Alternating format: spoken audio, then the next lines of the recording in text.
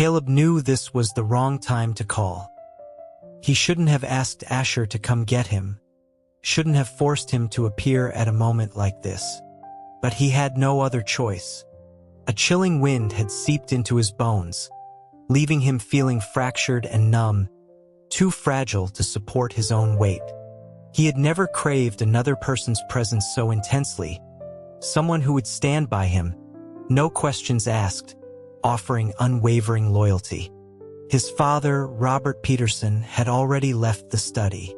Caleb sat alone in the heavy silence for what felt like hours, until a commotion downstairs was mirrored by the sudden glow of his phone screen. The message read, "I'm here. Come down." Breaking from his trance, he grabbed the phone and rushed down the stairs. Asher stood in the grand, sterile foyer, his face taut with tension that only eased when he saw Caleb was unharmed. Nearby, Linda clutched her son Leo's shoulder, her hopeful gaze fixed on Asher. She was under the mistaken impression that Asher had been summoned to pull strings for Leo's university admission. Robert stood closer to the door, his grim expression suggesting that any pleasantries exchanged had been painfully unsuccessful. As Caleb walked past, his father's gaze fell upon him, hardening as he watched Caleb approach Asher. He saw the concern in Asher's eyes as he spoke softly to Caleb, and his face soured further. Still, Robert was a man seasoned by decades in the corporate world. He quickly masked his emotions. He addressed them with a placid tone, asking if Asher would care to stay for dinner since he was already there. Asher took Caleb's icy hand, his brow furrowed in a mixture of concern and annoyance. Robert's voice grated on him, eroding the last of his patience for politeness. He dismissed the offer with a sharp, humorless smile, his eyes devoid of warmth. He stated that they were in a hurry and wouldn't impose, suggesting the family enjoy their meal without them. Linda finally grasped that Asher was not there to help. Powerless, she could only look desperately at her husband, hoping he could salvage the situation. Robert, stung by the thinly veiled sarcasm, felt his face darken as they turned to leave. His anger, however, was directed not at Asher, but at his own son. He called out to Caleb, his voice sharp, reminding him of his earlier claim that he and Asher were barely acquainted. Asher paused, glancing at Caleb, but Caleb turned back to his father, his voice cold and steady as he retorted, questioning what other choice he had. He made it clear he would never agree to help Leo, asking scornfully if his stepbrother was even worthy of such an effort. The bluntness of the words, bordering on cruel, caught Robert off guard. His paternal authority challenged. He was finally provoked into a full display of anger, demanding Caleb watch his tone. But Caleb was unmoved. Perhaps it was his father's words that had finally broken the spell, or Asher's presence that made him feel he was no longer fighting alone. Whatever the reason, he was done trying to appease the man before him. He reiterated that his father's obligations were not his own. He confessed his deep-seated dislike for Leo, a dislike so profound he couldn't stand the sight of him, let alone be responsible for his future. He challenged his father to divide the Peterson Corporation's assets right then and there if a portion was meant for Leo. He had no time or patience for protracted dealings. Linda, who had never seen this side of Caleb, looked on in stunned silence. It was as if he had shed a lifelong restraint, his defenses bristling. Recovering, she tried to pull Leo away, but he was rooted to the spot, his gaze fixed on Caleb. In a panic, Linda covered her son's ears, terrified Caleb's words might trigger a relapse of his fragile condition. Caleb ignored them, his eyes locked on his father's furious face. He spoke with deliberate precision, dismantling the narrative of his upbringing. He told Robert not to paint his cultivation of him as some grand act of fatherly devotion. They both knew it was nothing more than a strategic investment. He declared that apart from demanding obedience, his father had taught him nothing. His success was earned through his own suffering and had nothing to do with him. He stated that his own superiority over Leo was not a justification for being burdened by him. In the end, Robert was merely an inadequate biological father who had long ago forfeited the right to command him. He announced that he would not be returning to this house, and that his room and belongings could be disposed of. As for the company, he would fulfill his duties as its leader, and his legal obligations to his father, but nothing more. Everything else between them was finished. As they left the mansion, a light rain began to fall. Stepping onto the wet flagstone path, with his father's enraged shouts echoing behind him, Caleb felt a wave of dizziness. It was the same kind of rainy night, the same kind of departure with no return date. But this time, he was not the one being abandoned. And he was not alone. Linda's shrill cry cut through the night, followed by the sound of frantic footsteps. Caleb glanced back over his shoulder.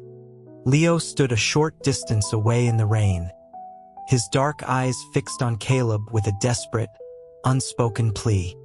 As Linda rushed out to pull him back, Leo violently shrugged off her hand and stumbled forward until a firm hand landed on his shoulder.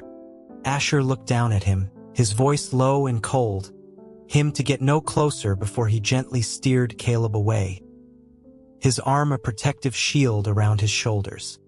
Leo froze, watching their figures recede until they were completely swallowed by the rainy darkness. Inside the car, the heater hummed, chasing away the damp chill. Caleb stared out as the windshield wipers methodically cleared away the rain. He finally spoke, his voice quiet. He recounted what his father had told him, that his entire life had been a rigorous training ground, designed to forge him into a shield for Leo, who was deemed not clever enough, too fragile to face the world alone. That explained the years of harsh criticism for any minor imperfection, while Leo was praised for meeting the bare minimum. It was a life of suffocating pressure that Caleb had endured because Leo could not. The logic was appallingly simple. Leo was weak and deserved protection, while Caleb was strong and therefore deserved to suffer, to pave a smooth path for his stepbrother's inadequacies. The absurdity of it was almost laughable. He admitted he used to believe his father's strictness was a sign that he was seen differently from Leo. He was right. He just never imagined how. In his father's eyes, he was not only a symbol of a failed marriage but a sacrifice for their new, happy family. A stepping stone for Leo's effortless life. He reflected that perhaps he had misjudged Leo, who blamed Caleb for the hardships his mother had endured. In a way, they were the same, both pointing fingers at each other while ignoring the true architect of their dysfunctional family. In that house, it was never just Leo he despised. He wasn't sad, not really. He was mostly disappointed. He felt a profound sense of disillusionment, unable to face the part of himself that had once, even in the bleakest moments, clung to a sliver of hope for paternal affection. Now that Robert had extinguished that last ember, Caleb felt a strange lightness, as if a great shackle had fallen away. But it also left a hollow space inside him, like a vast, empty field blanketed by an unexpected, disorienting snowstorm.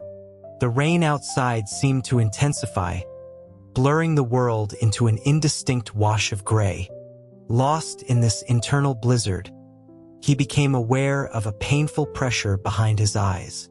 He squeezed them shut, a futile attempt to hide, but the car's interior lights suddenly clicked off. The encompassing darkness was a perfect cloak for the vulnerability he so desperately wanted to conceal. Asher's voice cut through the quiet, as casual as if they were discussing the weather. He told Caleb it was no big deal. If he hated the place, he never had to go back.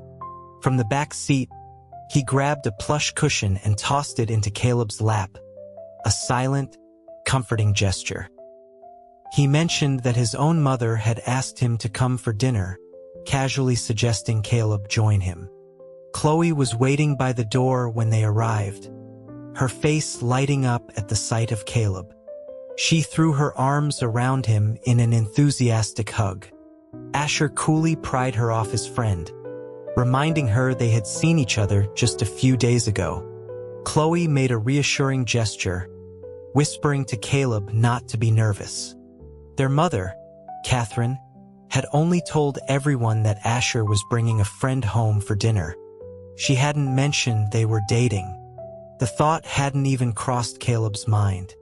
Before they entered, Asher gave his hand a final, discreet squeeze, offering a low reassurance that it wasn't a formal family gathering. It was just his uncles, who had come over to celebrate winning a local golf tournament. Caleb didn't quite understand why a golf game warranted a celebration, but he nodded along. Inside, the living room buzzed with conversation, all centered around the tournament. Asher made a quick round of introductions before guiding Caleb away. The brothers all resembled each other, but Caleb identified Asher's father, David, immediately. As they passed, he was the only one who gave Caleb a second, subtle wave from behind his back, a gesture that brought a faint, surprised smile to Caleb's lips. Catherine soon emerged from the kitchen, her face beaming. She fussed over Caleb's cold hands, asking if it was chilly outside and promising to get him a warm towel. She assured him dinner was almost ready, mentioning that Asher had told her he liked roasted chicken, so she'd had a special one prepared just for him. As she held both his hands in her warm grip, Caleb felt the chill finally begin to recede from his body. In a smaller adjacent den, Chloe was surrounded by snacks.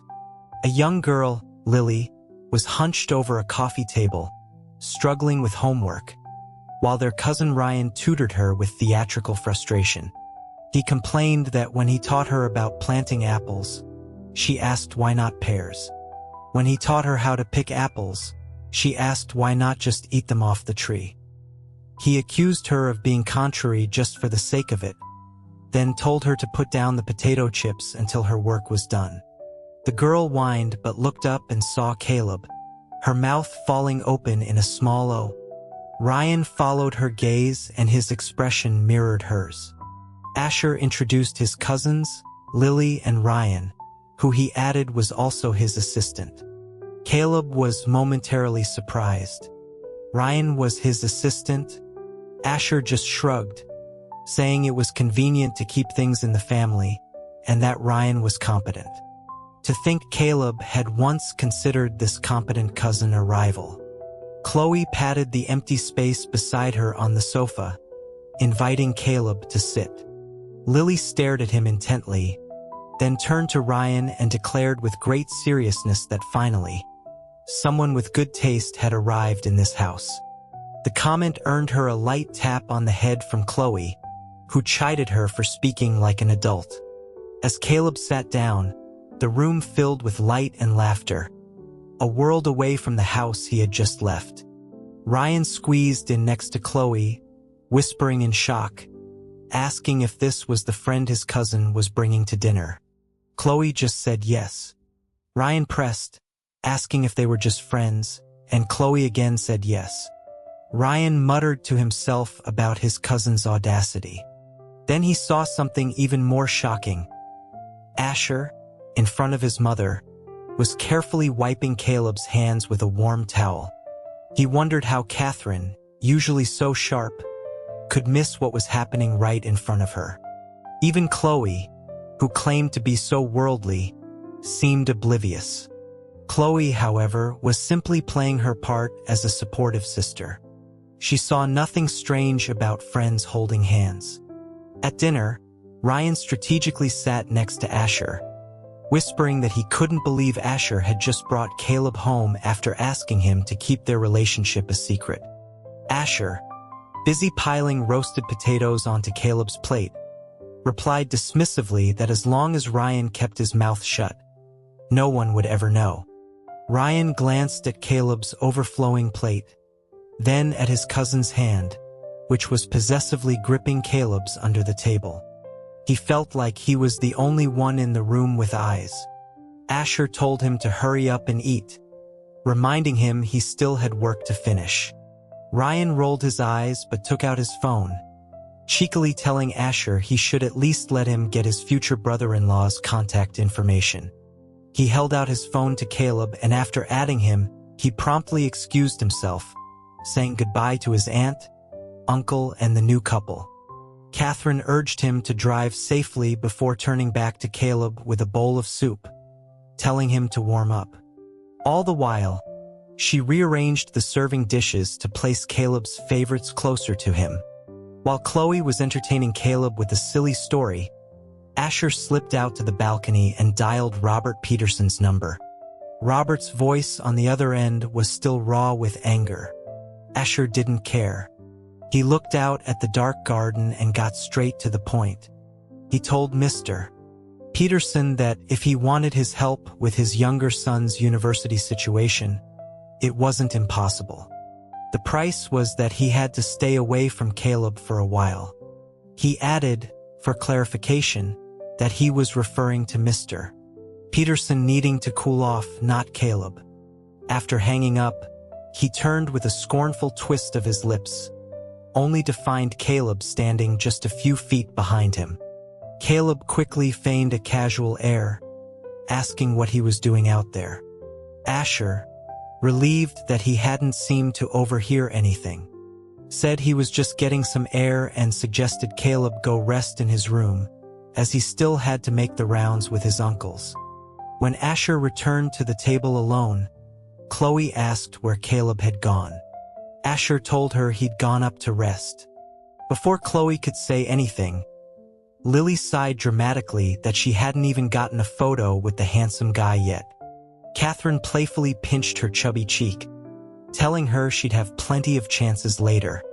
She then looked at Asher, noting that Caleb had seemed upset earlier and asking if he had done something to displease him. Asher explained it was just some family trouble. Catherine understood immediately. She told him to finish eating quickly and go up to be with Caleb, not to leave him alone. Just then, his uncle approached with a glass of wine. Asher decisively downed the contents of his own glass. He knew his uncles were good men, but they were also relentless drinkers who loved to pull the younger generation into their revelry. Normally, he was a master at dodging their challenges, but tonight was different. He met every glass they offered, draining each one without hesitation, which stunned the older men. They quickly relented, and Asher excused himself, pressing his fingers to his temples before heading upstairs. Chloe saw the look on his face and knew he was more than half drunk. Catching a look from her mother, she silently followed him.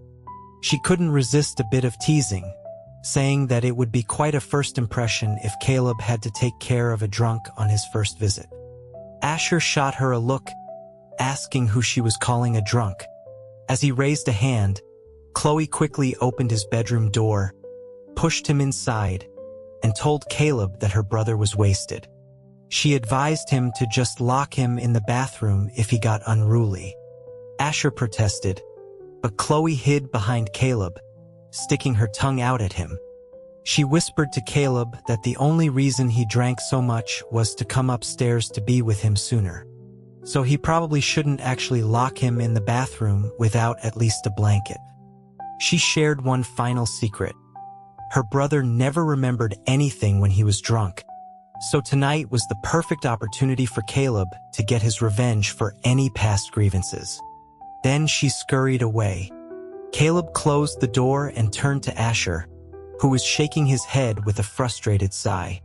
He insisted his sister was talking nonsense. He looked steady enough, his eyes clear. Caleb simply nodded. He watched as Asher looked him over, noting he had already showered and changed into a set of his pajamas. Asher asked if he was feeling better now.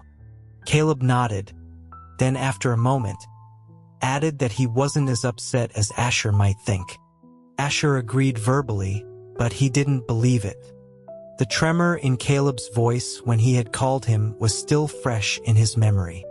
He had rushed over, fearing Leo had attacked him again. The situation he found was somehow worse. The sight of Caleb descending the stairs, pale and fragile, as if a single touch could shatter him, was seared into his mind. If that wasn't upset, he didn't know what was. But he kept these thoughts to himself. He wouldn't pry into the parts of himself Caleb chose to hide. Caleb changed the subject, telling Asher to go shower. Asher grabbed his clothes and went into the bathroom, which was still warm and steamy from Caleb's shower. The faint scent of soap and the warmth made his head spin. He really had had too much to drink. He fumbled with his clothes and the water temperature, eventually giving up on standing and just sitting in the tub, turning on the shower head. His mind was elsewhere, trying to think of how to cheer Caleb up. Outside, Caleb drank the warm milk Catherine had sent up, then waited until it grew cold. The man in the bathroom still hadn't emerged. Hesitantly, he knocked on the door. There was no answer. With a frown, he turned the handle and pushed the door open. Asher was lying back in the empty tub, his eyes closed, looking as if he'd fallen asleep. Caleb knelt beside him and tested the air, relieved it wasn't too cold. As he wondered how to wake him, Asher's eyes fluttered open. He was looking right at him, but his gaze was unfocused. He tried to sit up, splashing a bit of water onto Caleb's face. He stared at the droplet for a long moment, then reached out and wiped it away, his brow furrowed. He asked why Caleb was still crying, when he had said he wasn't sad. Now Caleb was certain Chloe was right. Asher was truly drunk. He tried to explain that he wasn't crying, but Asher wasn't listening. He spoke in a soft, rambling voice, assuring Caleb that it was okay to cry when he was sad. He told him not to cry for too long, especially not over those worthless people. Caleb realized Asher was speaking to him with the same gentle tone he usually reserved for his cat. He didn't correct him. He just listened. Asher confessed that he had lied to Robert, promising to help Leo just to get him to back off for a while. He said if Robert wanted Caleb to support Leo, fine, he could just hand Leo over to him. He'd take care of him so well that Robert would be spinning in his grave. He reminded Caleb that Peterson Corp. was his and his alone, and that he shouldn't give it up out of spite. He promised that with the entire weight of his own family's company behind him, Robert wouldn't be able to touch him. He leaned forward, his wet palm cupping Caleb's cheek, their foreheads touching. Their breaths mingled. He whispered, so what if Robert Peterson didn't love him? He would love him. Everything Robert wouldn't give him. A home, family, friends, support, affection. He would give him all of it. He pleaded with him not to cry, promising he would always be there for him. Caleb wanted to say he wasn't crying, but when he opened his mouth, he tasted salt. He was weeping. He acknowledged his own emotional fragility that night, but he knew these tears weren't for Robert or Leo or a family that was never truly his. It was the tenderness that broke him. When no one was there to comfort you, you could swallow any bitterness. But the moment someone showed you kindness, you felt more fragile than spun glass. Emotions erupted like lava, hot and overwhelming. As Asher fumbled for ways to make him stop crying, Caleb wrapped his arms around him and kissed him. It was a clumsy, desperate kiss, their teeth knocking together, but it deepened into something raw and honest, a breathless exchange in the faint taste of alcohol. Asher was completely stunned, staring blankly as Caleb's lips, bruised and bleeding slightly from the force of their kiss, pulled back. "I'm not sad," Asher. I'm really not, Caleb breathed, his voice trembling. He didn't pull away completely, each word a soft friction against Asher's lips that made his breath catch. Nothing in that house belongs to me anymore. There's nothing to lose. I felt worthless for a moment. It was hard to accept the reality of it. Before, this would have broken me. But not now. Now I have someone I care about deeply, something I want more. He confessed that Asher had healed a part of him he never wanted to face. The lonely, insecure, sensitive boy who craved affection but was too afraid to accept it.